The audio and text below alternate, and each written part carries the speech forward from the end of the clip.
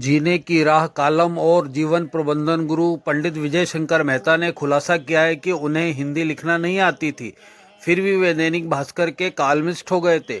उनके कॉलम के लिए हिंदी की मात्राओं का सुधार एक टाइपिस्ट करता था। उन्होंने माना कि वे कथाकार पैसे कमाने के लिए बने हैं और आज एक सफल कथाकार है। इन सब बातों का खुलासा उन्होंने रविवार को उज्जैन में संस्कार मंच के एक कार्यक्रम में किया। पंडित मेहता ने कहा कि उनकी पत्नी उनकी हिंदी ठीक करके दैनिक भास्कर के कॉलम में प्रकाशित होने के लिए भेजती थी। तब के संपादक ओम नागपाल को इसका पता चला तो उनके होश उड़ गए थे। उन्होंने फटकार लगाते हुए कहा था कि मेरी नौकरी खाओगे क्या? धन कमाइए। माफ करना, जो लोग ये कह रहे हैं कि पैसे हमें नहीं चाहिए, सबको पैसा चाहिए। इस समय इंसान की जब सुबह पहली आंख खुलती है और रात को बंद होती, सारी खोपड़ी में पैसे के अलावा कुछ नहीं चलता। बुरा मत मानना, आप सारा खेल पैसे का है। आप अगर मुझे देख के कह रहे हैं मैं बाबा बन गया, तो मेरे पीछे भी पैसा ही चला। अगर मुझे पैसे कमाने की अकल नहीं होती तो मैं शायद यहाँ नहीं आता। तो वो अकल तो आपको होना ही चाहिए। लेकिन याद रखना, खूब धन कमाना, खूब मतलब खूब, लेकिन बेईमानी, अपराध, ये दो रास्ते से घर में धन नहीं आना चाहिए। अगर इस रास्ते से आए हुए धन से आपके घर अन्न उतरा तो आपके घर के लोगों का मन कोई बचा नहीं पाएगा। इसलिए याद रखिएगा, धन कमाना है, लेकिन जहां तक हो सके निजी रूप से अपराध और भ्रष्टाचार से मुक्त रहने का प्रयास करना। निजी रूप से, शायद संयुक्त रूप से ना कर पाए, लेकिन निजी रूप से करिए। धर्म, अर्थ, काम। इसको हिंदी करके भेजना, तो मैंने जैसे तैसे उसकी हिंदी करी। और हिंदी करने के बाद एक सीधे तो अखबार में उस समय भेजते नहीं थे, तो यहाँ एक टंकणालय हुआ करता था दौलतगंज पे, मैं भूल गया उनका नाम। वो एक ही दुकान थी, अनंत टंकणालय। उनके पास गया, भैया इसको टाइप कर दो। उनकी एक विशेषता थी कि वो मात्रा दोष भी दूर कर देते थे आपकी यहाँ। तो उनने इतना बढ़िया टाइप किया, तो हमने अखबार में भेजा तो छप गया। तो अखबार वालों ने एक बार कुछ 1-2 महीने बाद ही डॉक्टर ओम नागपाल ने कहा तुरंत इस पे कुछ लिख के लाओ। तो मैं हिंदी में लिख के ले गया, जैसे तैसे हिंदी कर ली मैंने ठीक।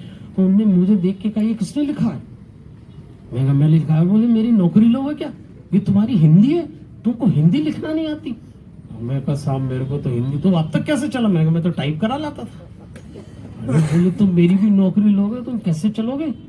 तुम्हें हम कॉलमिस्ट बना रहे हैं और तुम्हारे कॉलम छप रहे इतने दिनों से। मैं सर मुझे तो हिंदी नहीं आती, ऐसी तो आती नहीं बिल्कुल ही। तो उन्होंने कहा कि तो तुम टाइप करा के लाया करो, फिर तुम्हारा जो होगा देखेंगे। मेरी पत्नी मेरी हिंदी ठीक करती थी, और आप सोचिए कि मैं हिंदी अखबार में संपादक हो गया। कौन करता है ये जादू? दुनिया में हर चीज सिफारिश, षड्यंत्र, चापलूसी से नहीं मिलती, ये भी तय है। और भास्कर में तो नहीं मिलती।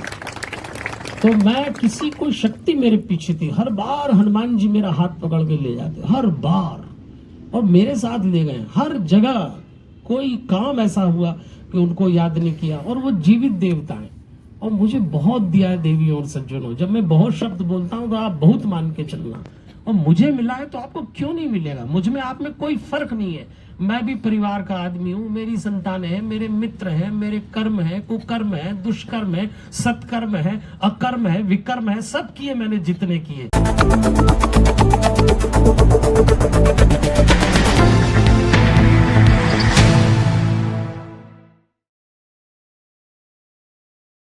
Madhya Pradesh chemist and druggist association की 14वीं आम सभा में गौतम चंद ढींग को पुनः निर्विरोध अध्यक्ष चुना गया। उज्जैन में आयोजित प्रांतीय आम सभा में राजू सिंघल को सचिव, दीनदयाल तिवारी को कोषाध्यक्ष, मनोज अगनानी को संगठन सचिव, अशोक जैन को संयुक्त सचिव और सुरेश चौथे को पीआरओ चुना गया। जो हमारे पूरे चुनाव निर्विरोध संपन्न हो रहा है, उसकी आज विधिवत घोषणा की। कौन कौन अध्यक्ष चुना गया? अध्यक्ष के लिए गौतम चंद ढींग रहेंगे। हाँ। और इसे घोषित किया जाएगा। सचिव के लिए राजू सिंघल रहेंगे। और कोषाध्यक्ष रहेंगे, संगठन सचिव रहेंगे, जनसंपर्क अधिकारी, सब पदाधिकारी जो होते हैं वो अपना कार्यभार ग्रहण करेंगे। कितने साल के लिए? 3 साल के लिए। मध्य प्रदेश के समर्थन साथियों ने अगले 3 साल में के लिए नेतृत्व करने का मुझे फिर अवसर दिया है। मुझे अध्यक्ष के रूप में निर्वाचित किया है। आने वाले सालों में उज्जैन मध्य प्रदेश के 36,000 केमिस्टों के रोजगार बचाने की जिम्मेदारी मुझ पे है। ऑनलाइन है, और शासन से संबंधित कई समस्याएं हैं। मैं मेरे 36,000 केमिस्टों को ये विश्वास दिलाता हूँ कि इन 3 सालों में पूर्ण मेरी शक्ति के साथ आपका सहयोग लेकर उन समस्त समस्याओं का निराकरण कराने का प्रयास करूँगा और आप अपने आप को बिल्कुल असुरक्षित महसूस न करें।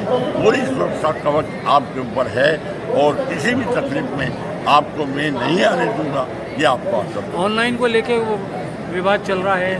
ऑनलाइन एक अवैधानिक कार्य हो रहा है, उसके खिलाफ हम बहुत लंबे स्तर पर लड़ाई लड़ रहे हैं, कोर्ट में भी जा रहे हैं। इस लोकतांत्रिक देश में और लोकतंत्र का अपना एक महत्व है, पूरा विश्व हमारे लोकतंत्र का लोहा मानता है।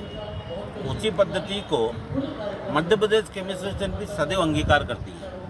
1975 से मध्य प्रदेश केमिस्ट एसोसिएशन का जब से गठन हुआ है, प्रति 3 वर्षों में निर्वाचन की प्रक्रिया संपन्न की जाती है। उसी प्रक्रिया के अंतर्गत यह 2022 से 2025 का निर्वाचन का आयोजन था। इस निर्वाचन में हमारे निर्वाचन अधिकारी के समक्ष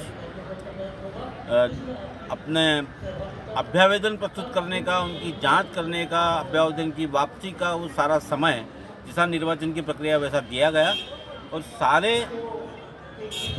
यूनानिमसली सारे लोगों ने अभ्यावेदन तो बहुत सारे लोगों ने प्रस्तुत किया था, लेकिन वापसी के उपरांत Madhya Pradesh chemist and drug association के पुनः निर्वाचन निर्विरोध निर्वाचित हुए हैं। इस बात की हम सब उज्जैन वालों को नहीं, पूरे मध्य प्रदेश के केमिस्टों को बहुत बहुत बहुत गर्व का विषय हम सब लोगों के लिए।